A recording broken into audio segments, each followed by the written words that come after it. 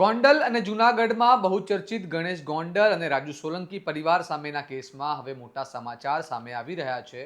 ઘણા દિવસોથી ચર્ચાઓ ચાલી રહી હતી કે ગણેશ ગોંડલ અને સંજય સોલંકી વચ્ચે સમાધાન થઈ ગયું છે. હવે આ ચર્ચાને બળ આપતા એક કથિત ઓડિયો રેકોર્ડિંગ સામે આવ્યું છે. સાથે જ ગણેશ ગોંડલ અને રાજુ સોલંકીના ભાઈ સાવન સોલંકીનો હાથ મિલાવતો ફોટો પણ સોશિયલ મીડિયામાં વાયરલ થઈ રહ્યો છે. વિગતે વાત કરીએ સમગ્ર મામલા વિશે આ વિડીયોમાં.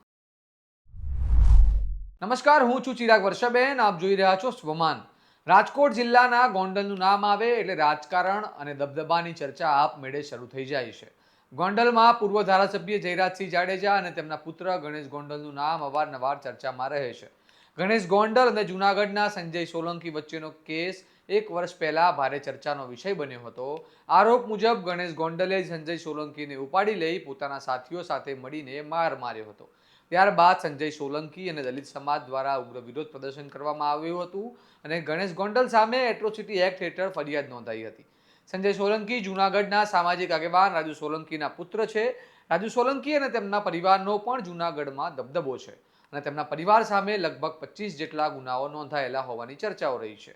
આ મામલે પોલીસે ગણેશ ગોંડલની ધરપકડ કરી તેમને જૂનાગઢ જેલમાં મોકલ્યો હતો. આ કેસમાં પછી મોટો વળાંક ત્યારે આવ્યો હતો જ્યારે રાજુ સોલંકી અને તેમના પરિવારના 5 સભ્યો સામે ગુસ્સી ટોક હેઠળ ગુનો નોંધાયો હતો અને પોલીસે તેમની ધરપકડ કરી જેલ ભેગા કર્યા હતા.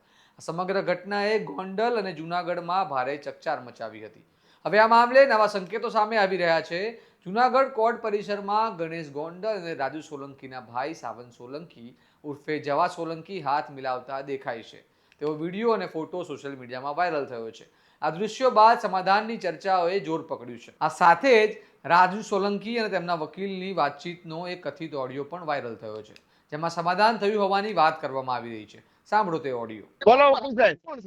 મજામાં ભાઈ? મજા મજા સાહેબ, બોલો બોલો. ઓલા સંજયભાઈ પંડિતે તમને નોટિસ મોકલી છે.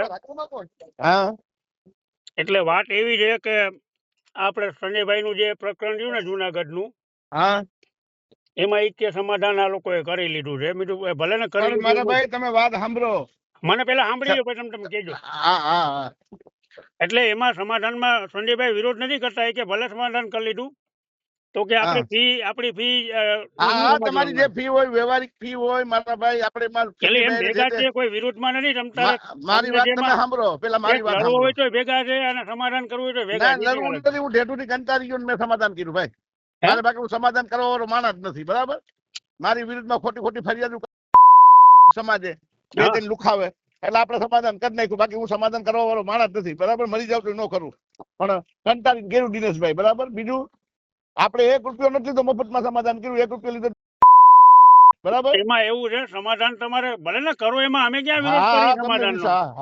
આ સવાલ જ નથી. પણ વકીલ તો એનો ચાર્જ માંગે ને, એમાં ખોટું એનું કાંઈ વાંધો નહીં. આપણે વાત થઈ ગઈ ને વકીલ ને, મેં ક્યાં ના પાડ્યું. આપણે વકીલ ને પૈસા આપ્યા છે, આપણે એને કોઈ સવાલ નથી. નહીં આવતા 3-3 રૂપિયા નાખાય છે. જી જી. અને જે ફી ની વાત હતી, મારી ઘરવાળી જે તે સમયે 1.5 લાખ ની વાત કરી હતી, બરાબર, કે 1.5 લાખ રૂપિયા તમને લડવાના. તમારે જે નક્કી થયું છે એ મુજબ આમાં બેજો ને, એમાં ક્યાં કોઈ તમારો વાંધો કોઈ બીજો સવાલ નથી. આપણે એવું નથી કે પૈસા નથી દેવાના, બરાબર. પૈસા 20 લાખ રૂપિયા મોકલી ખોટું છે વાત એની.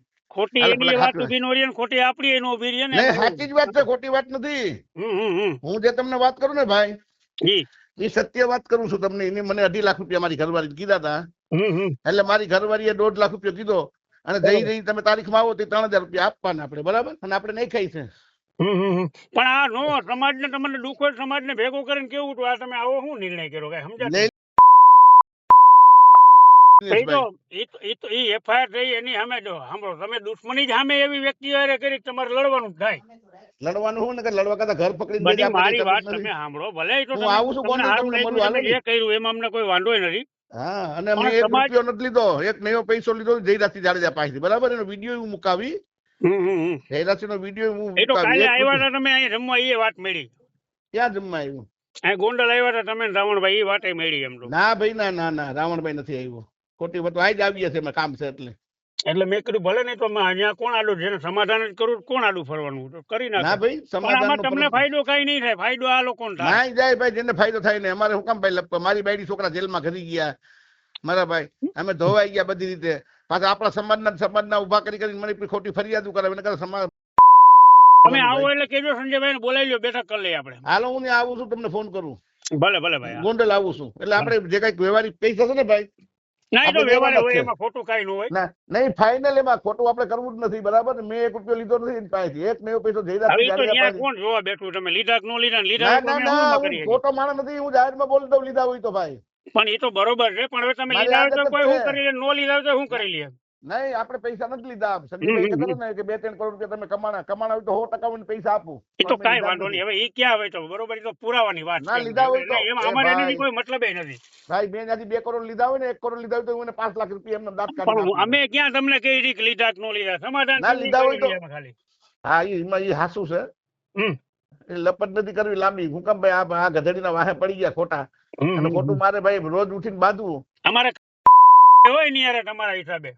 તમારી ભેગો હું છું ને ભાઈ, જરૂર પડે કયો હું હાજર ના રે રહીશ. ના, અમે તો લડી લેવું, મજા કરો ને ગોંડલ. હા બસ, તમારે જરૂર પડે અમે બેઠા છીએ, બોલાવી જો, નો આવું તો મને કયો છો. એક છોકરો મરી ગયો, આ છે તે છે, કાંઈ વાંધો નહીં, હાલો ને જે થયું પૂરું કરો ને ભાઈ. હા હા, એ ઓલો છોકરો મરી ગયો મકવાણાનો બિચારો. હમ હા, એની આર્થિક મદદ કરવાની ઈચ્છા તો આ ખરી, પણ મારી પાસે જયરાજસિંહ પૈસા ને સમાધાન થઈ ગયા પછી પાછા ફરી જાય છે, હોય ને ટેવ છે. આપણે શું કામ છે, પણ મારે હા, ક્યાં અમે કામ તો છે એની ભાઈ? જયરાજસિંહ ની આખી નસલ ને ઓળખી છે, એટલે તમે નહીં ઓળખતા હોય, અમે તો ઓળખી છીએ. બધી વાત દિનેશભાઈ રેકોર્ડિંગ સાચી. થતું હોય તો જયરાજસિંહ ને સંભળાવી દેજો મને એ આદત નથી ભાઈ. કે દિનેશભાઈ આમ કહેતા હતા, હું આની નસલ રહી ને ભૂલી હા. જાય છે, એવું છે. હા ઠીક છે, કાંઈ વાંધો નહીં, તમને જે સારું લાગ્યું એમ. હો ભાઈ, ના, એ તો કોઈ સવાલ નથી ભાઈ. તો અમે તો લડી છીએ ને લડવાના છીએ, તમારા કારણે દુશ્મની થઈ છે, લડશું, બીજું શું હોય. મારા કારણે હું દુશ્મની તમારી પહેલાથી જ આવી આવે. મારા કારણે કેમ ભાઈ દુશ્મની? તમારા કારણે દુશ્મની થઈ, મારે ની યાર હા. કાંઈ નહોતું. મારા કારણે શું કામ? તમને માર્યા તેને નાગા ફોવા ના, કરી. મને એને કેવરાયું ના, મને- મને એના કોઈ નહીં, ના ગોંડલમાં કોઈ ભાઈ, પેદાશ તમને નથી માર્યા અમને હતા, મને મારવા સવાલ જ વાળું. મને. તમને રાજુભાઈ, રાજુ સખિયાને માર્યા હતા. મને મને તો ઠીક છે, મારે તો હું તો મારી સામે સામું ન ઘટતા જોઈ. ગયો. ગોંડલમાં કોઈ ના. ન જોઈ શકે રાજુભાઈ. અરે ભાઈ, આખી દુનિયા કહે છે કે દિનેશભાઈને માર્યા હતા. ને પુરાવો લઈને આવો, તમારે કાયમી આખી તમારી દુનિયા ત્યાં સેવા આખી ચાકરી કરી. દુનિયા વાતો કરે કે દિનેશ પાટણને માર્યો. ખોટી વાતો કરો માં કઈ.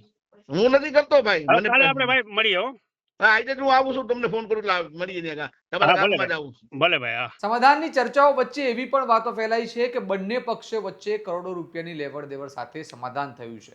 જોકે આ બાબતે હજુ સુધી કોઈ અધિકૃત પુષ્ટિ થઈ નથી. આ સમાધાનના સમાચાર બાદ સૌરાષ્ટ્ર દલિત સમાજમાં નારાજગી જોવા મળી રહી છે. મળતી માહિતી મુજબ 22 ડિસેમ્બરે સૌરાષ્ટ્ર દલિત સમાજ દ્વારા એક મહત્વની બેઠક બોલાવવામાં આવી છે, જેમાં મુખ્ય મુદ્દો ગણેશ ગોંડલ અને રાજુ સોલંકી વચ્ચેના કહેવાતા સમાધાન અંગેની ચર્ચાનો છે. હવે પ્રશ્ન એ છે કે શું સમાધાનથી સમગ્ર કેસને નવો વળાંક મળશે અને દલિત સમાજની નારાજગી રાજકીય અને કાનૂની સ્તરે શું અસર કરશે? આ બધું આવનારા દિવસોમાં સ્પષ્ટ થશે. આ મામલે તમારું શું મંતવ્ય છે અમને કમેન્ટ કરીને જરૂર જણાવો.